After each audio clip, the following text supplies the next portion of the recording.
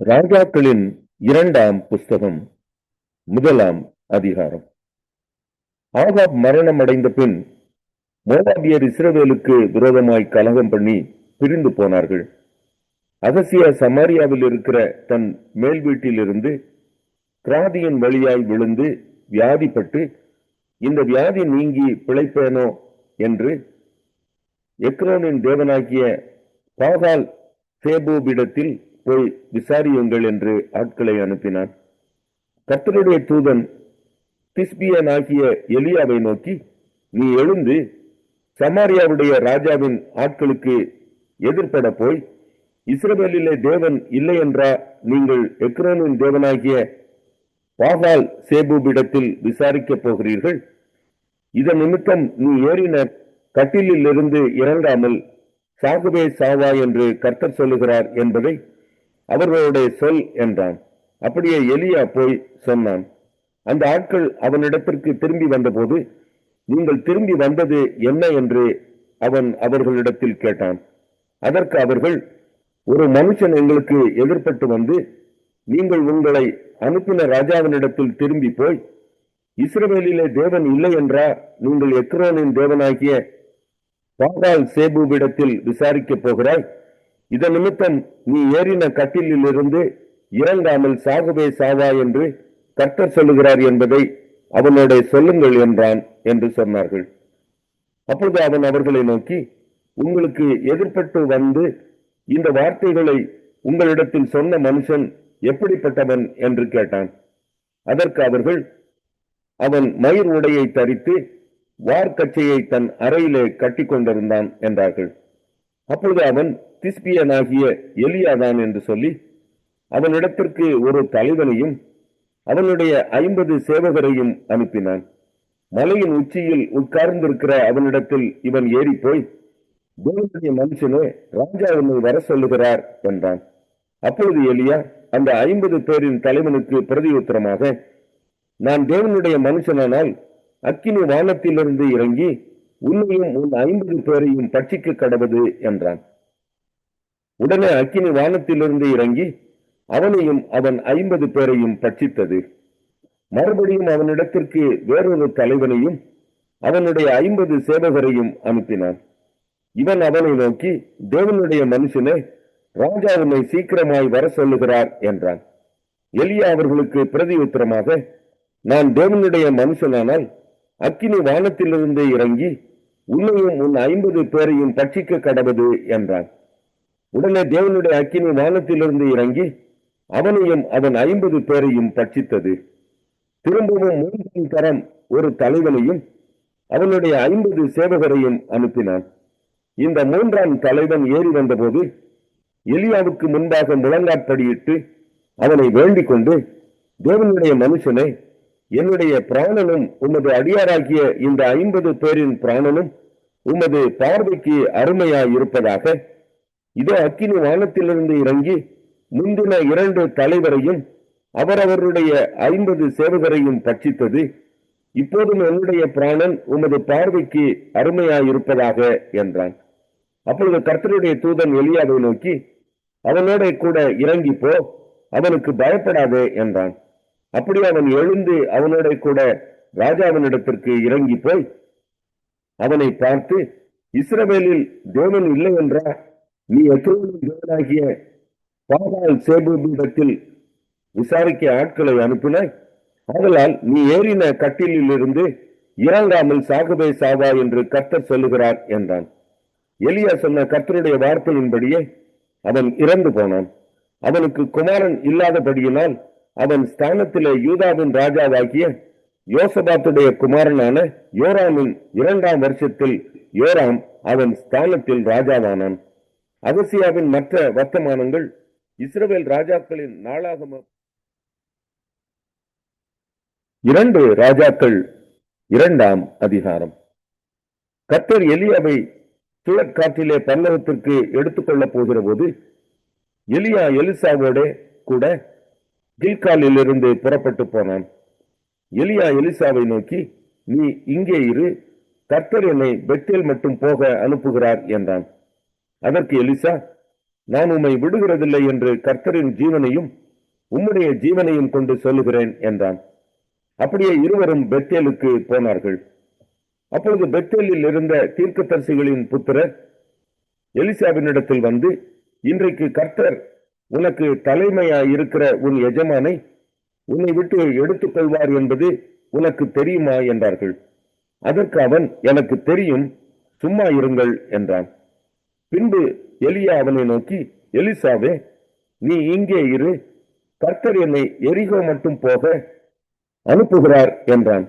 அதற்கு அவன், நான் உம்மை விடுகிறதில்லை என்று கர்த்தருடைய ஜீவனையும் உம்முடைய ஜீவனையும் கொண்டு சொல்லுகிறேன் என்றான்.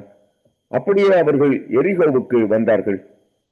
எரிகோவில் இருந்த தீர்க்கதரிசிகளின் புத்திரர் எலிசாவினிடத்தில் வந்து, இன்றைக்கு கர்த்தர் உனக்கு தலைமையாய் இருக்கிற உன் எஜமானை உன்னை விட்டு எடுத்துக் கொண்டார் என்பது உனக்கு தெரியுமா என்று அவனை கேட்டார்கள்.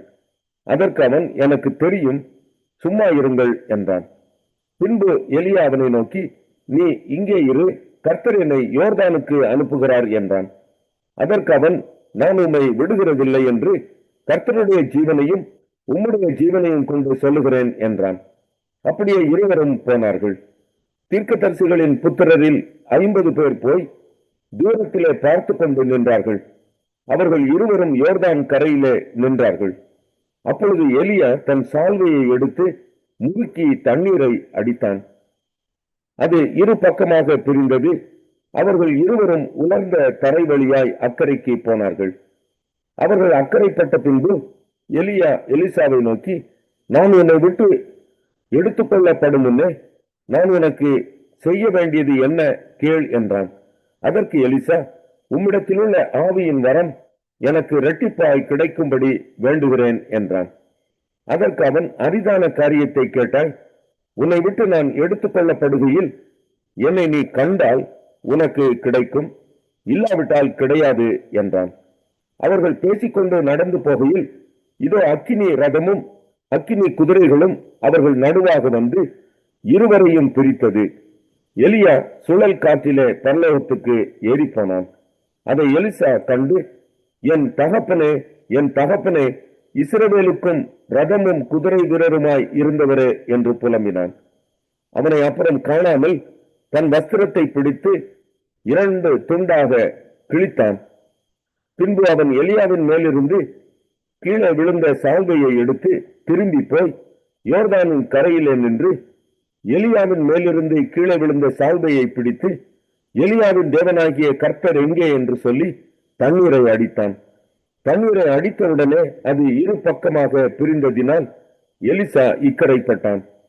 எரிகோவில் பார்த்து கொண்டு நின்ற தீர்க்கதரிசிகளின் புத்திரர் அவனை கண்டவுடனே, எலியாவின் ஆவி எலிசாவின் மேல் இறங்கி இருக்கிறது என்று சொல்லி அவனுக்கு எதிர்கொண்டு போய் தரை மட்டும் குனிந்து அவனை வணங்கி, இதோ உமது அடியாருடைய 50 பலவான்கள் இருக்கிறார்கள், அவர்கள் போய் உம்முடைய எஜமானை தேடும்படி உத்தரவு கொடும். ஒருவேளை கர்த்தருடைய ஆவியானவர் அவரை எடுத்து பர்வதங்களில் ஒன்று மேலாகிலும் பள்ளத்தாக்குகளில் ஒன்றாகிலும் கொண்டு போய் வைத்திருப்பார் என்றார்கள். அதற்கு அவன், அவர்களை அனுப்ப வேண்டாம் என்றான்.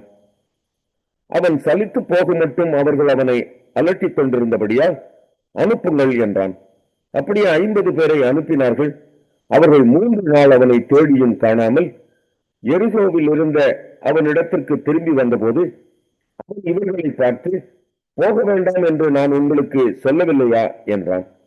பின்பு அந்த பட்டணத்தின் மனுஷர் எலிசாவை நோக்கி, இதே உங்கள் ஆண்டவன் காண்கிறபடி இந்த பட்டணம் குடியிருப்புக்கு நல்லது, தண்ணீரோ கெட்டது, நிலமும் பால் நிலம் என்றார்கள். அப்பொழுது அவன் ஒரு புது தோண்டியை எடுத்து அதிலே உப்பு போட்டு கொண்டு வாருங்கள் என்றான். அதை அவனிடத்தில் கொண்டு வந்தபோது அவன் நீரூற்றண்டைக்கு போய் உப்பை அதிலே போட்டு, இந்த தண்ணீரை ஆரோக்கியமாக்கினேன், இனி இதனால் சாவும் வராது, நிலப்பாலும் இராது என்று கர்த்தர் சொல்லுகிறார் என்றான். எலிசா சொன்ன வார்த்தையின்படியே அந்த தண்ணீர் இந்நாள் வரைக்கும் இருக்கிறபடி ஆரோக்கியமாயிற்று. அவன் அவ்விடத்தை விட்டு பெத்தேலுக்கு போனான். அவன் வழி நடந்து போகையில் பிள்ளைகள் பட்டணத்தில் இருந்து வந்து அவனை பார்த்து, மொட்டை தலையா ஏறிப்போ, மொட்டை தலையா ஏறிப்போ என்று சொல்லி நிந்தித்தார்கள். அப்போது அவன் திரும்பி அவர்களை பார்த்து கர்த்தரின் நாமத்திலே அவர்களை சபித்தான். உடனே காட்டில் இருந்து 2 கரடிகள் புறப்பட்டு வந்து அவர்களில் 42 பிள்ளைகளை பீறி போட்டது. அவன் அவ்விடத்தை விட்டு கர்மேல் பர்வதத்திற்கு போய் அங்கே எரேமியா 50ஆம் அதிகாரம். கர்த்தர் தீர்க்கதரிசியாகிய எரேமியாவை கொண்டு பாபிலோனுக்கும் கல்தேயர் தேசத்துக்கும் விரோதமாக உரைத்த வசனம். பாபிலோன் பிடிபட்டது, வேல் வெட்கப்பட்டது, மெரோதாக் நொறுங்குண்டது, அதனுடைய சிலைகள் லட்சையடைந்தது, அதனுடைய விக்கிரகங்கள் நொறுங்கி போயின என்று ஜாதிகளுக்குள்ளே அறிவித்து பிரசித்தம் பண்ணுங்கள். இதை மறைக்காமல் கொடியேற்றி விளம்பரம் பண்ணுங்கள்.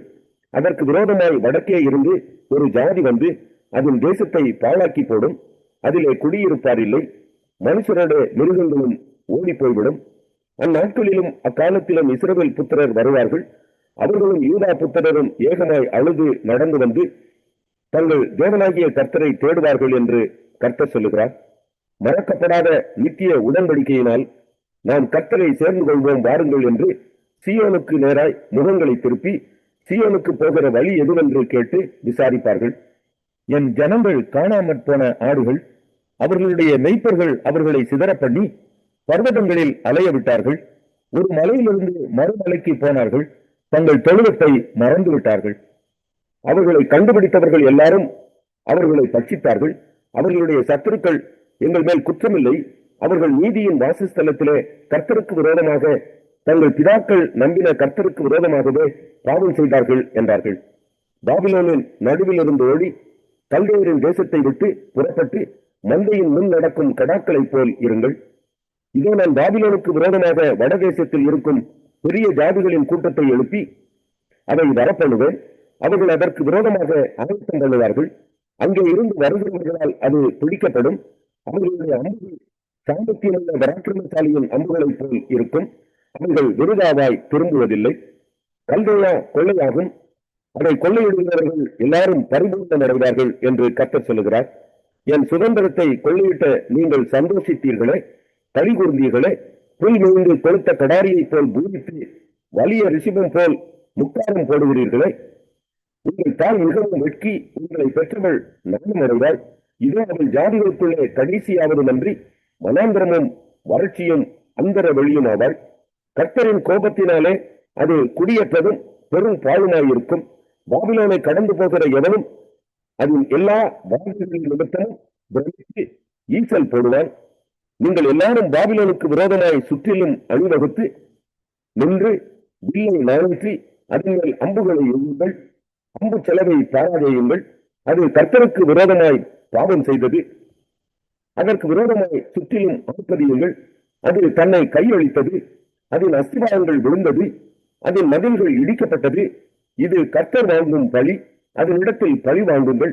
அது செய்தது போலவே நீங்களும் அதற்கு செய்யுங்கள். விதி விதிக்கிறவனையும் அறுப்பு காலத்தில் அறிவாளை பிடிக்கிறவனையும் பாபிலோனில் இராதபடி சங்காரம் பண்ணுங்கள்.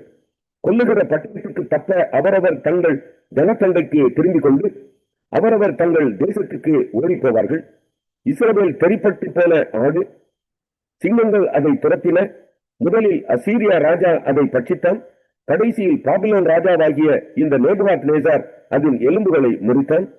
ஆகையால் இஸ்ரவேலின் தேவனாகிய சேனைகளின் கர்த்தர் சொல்லுகிறது என்னவென்றால், இதோ நான் அசீரியா ராஜாவை தண்டித்தது போல் பாபிலோன் ராஜாவையும் அவன் தேசத்தையும் தண்டித்து இஸ்ரவேலை அதன் வாசஸ்தலத்துக்கு திரும்பி வர பண்ணுவேன்.